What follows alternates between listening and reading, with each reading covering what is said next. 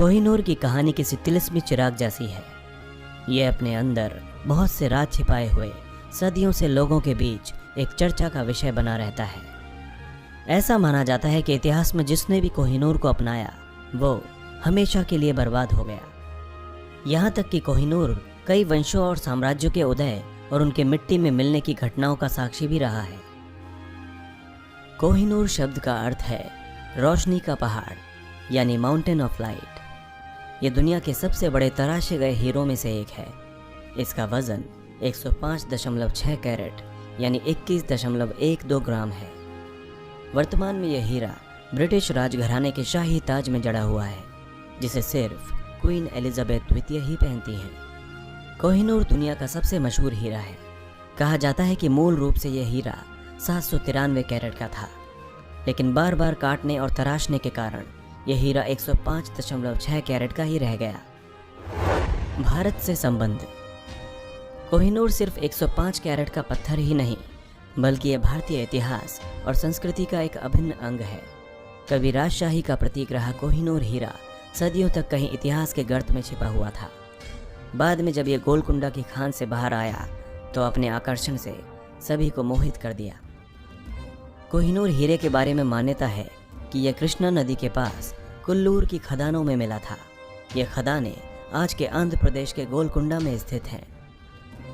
माना जाता है कि सबसे पहले यह हीरा काकतीय वंश के शासनकाल में सामने आया, जहां से 1323 ईस्वी में एक तुर्की शासक गयासुद्दीन तुगलक शाह प्रथम इसे काकतीय राजा प्रताप रुद्र से जीतकर दिल्ली ले गया।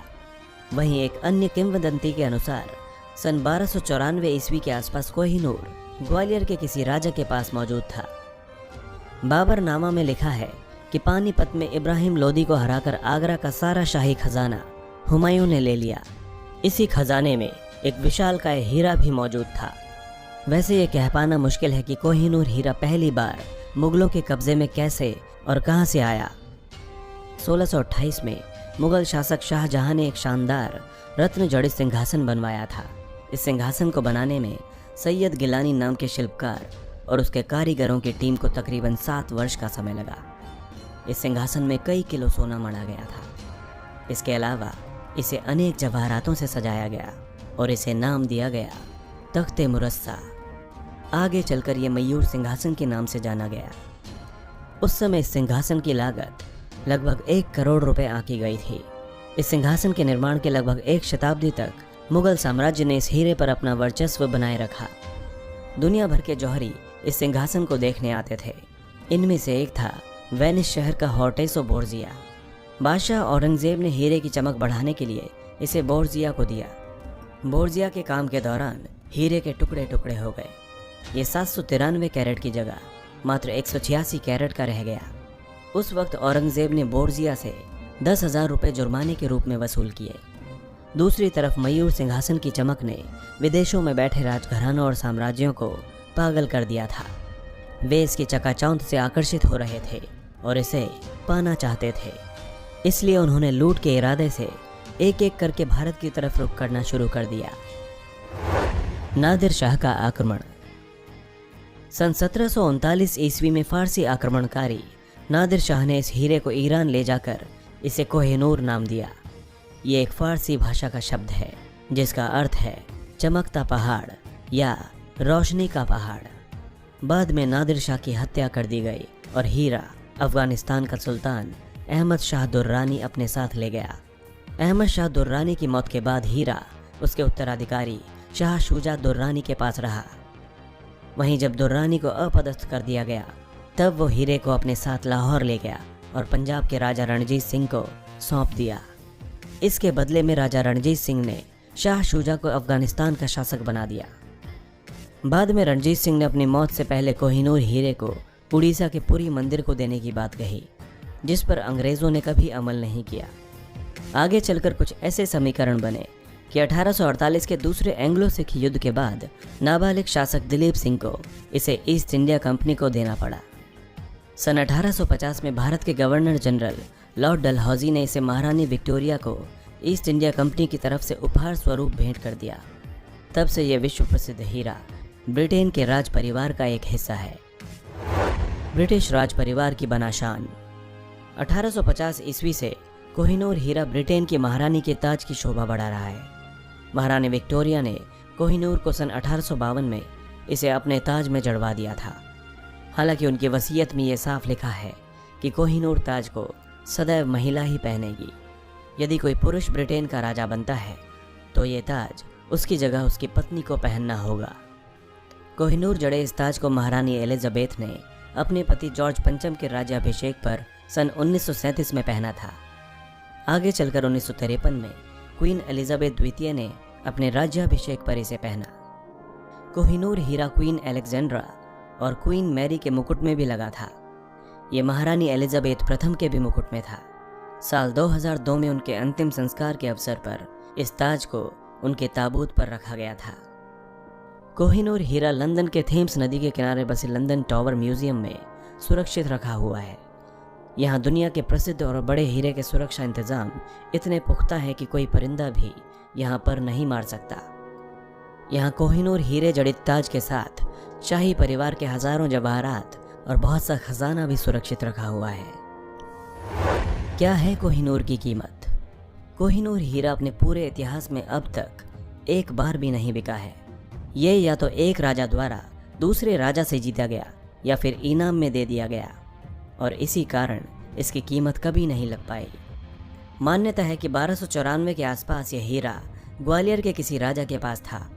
हालांकि तब इसका नाम कोहिनूर नहीं था, पर इस हीरे को पहचान 1306 में मिली, जब इसको पहनने वाले एक शख्स ने लिखा था कि जो भी इंसान इस हीरे को पहनेगा वो इस संसार पर राज करेगा, पर इसी के साथ उसका दुर्भाग्य भी शुरू हो जाएगा। हालांकि तब तक उसकी बात को उसका वहम जानकर खारिज कर दिया गया, लेकिन अगर हम तब से लेकर अब तक का इतिहास देखें तो कह सकते हैं कि ये बात काफ़ी हद तक सही है। क्या कोहिनूर अभिशप्त था? माना जाता है कि यह हीरा शापित है। इस हीरे ने न जाने कितने ही साम्राज्यों और राज परिवारों को तबाह कर दिया। ये जिस किसी के पास रहा उसकी जिंदगी बर्बाद हो गई। किंवदंती के अनुसार कोहिनूर केवल भगवान या महिलाओं द्वारा पहना जा सकता है। मान्यता यह है कि इसे पहनने वाला अत्यंत शक्तिशाली हो जाता है, लेकिन अगर कोई पुरुष इसे पहनता है तो दुर्भाग्य से वो मिट्टी में मिल जाता है। उदाहरण के लिए 14वीं शताब्दी में कोहिनूर का संरक्षक रहा काकतीय वंश मात्र 17 वर्ष में ही दुनिया से मिट गया। 1323 ईस्वी में हुई लड़ाई में काकतीय वंश पूरी तरह समाप्त हो गया था। इसके बाद यह हीरा मोहम्मद बिन तुगलक के पास आ गया, जिसके बाद उसका भी पतन हो गया। मुगल बादशाह बाबर की मौत के बाद कोहिनूर हुमायूं के पास रहा, जिसके बाद हुमायूं को शेरशाह सूरी ने हरा दिया।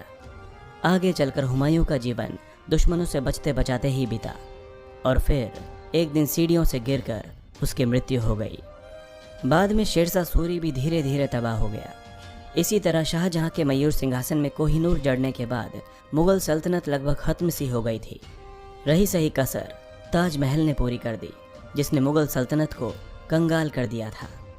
आखिरकार ईरान का शासक नादिर शाह कोहिनूर को अपने साथ ले गया, जहां 8 साल के भीतर ही उसकी हत्या कर दी गई। उसके वंशज कोहिनूर को अफगानिस्तान ले गए, लेकिन ये अफगानिस्तान से लौटकर फिर से भारत वापस आ गया। ये पंजाब के राजा रणजीत सिंह के हाथ लगा तो उनकी सल्तनत को भी ले डूबा। ऐसा माना जाता है कि कोहिनूर कहीं भी हो, लेकिन अपना असर डालना नहीं छोड़ता। ये सत्य है कि जब से कोहिनूर ब्रिटेन परिवार के नियंत्रण में गया है, तभी से ब्रिटिश साम्राज्य के अंत की भी शुरुआत हुई। हालांकि ये अपने समय में एक संयोग ही है। जब से कोहिनूर ब्रिटिश राजघराने का हिस्सा बना है, इसे ब्रिटिश परिवार में किसी भी पुरुष सदस्य द्वारा नहीं पहना गया। माना जाता है कि अगर ऐसा होता तो शायद आज ब्रिटिश राज परिवार भी इतिहास ही होता। कोहिनूर के लिए संघर्ष आज भी जारी है। भारतीय चाहते हैं कि कोहिनूर को भारत में वापस लाया जाए। वहीं भारत के अलावा पाकिस्तान और ईरान भी इस हीरे पर अपना दावा जता चुके हैं। सन 2015 में भारतीय मूल के ब्रिटिश सांसद कीथ वाज ने अपनी सरकार से आग्रह किया था कि कोहिनूर हीरे को भारत को लौटा देना चाहिए। वहीं सन 1976 में पाकिस्तानी प्रधानमंत्री जुल्फिकार अली भुट्टो ने ब्रिटेन से इसे लौटाने का आग्रह किया था। कुल मिलाकर सदियों बाद भी कोहिनूर की चमक बरकरार है और उसे अपना बनाने की होड़ भी जारी है। ये बात और है कि मर्दों को बर्बाद करने वाली धारणा से उसका डर भी बरकरार है।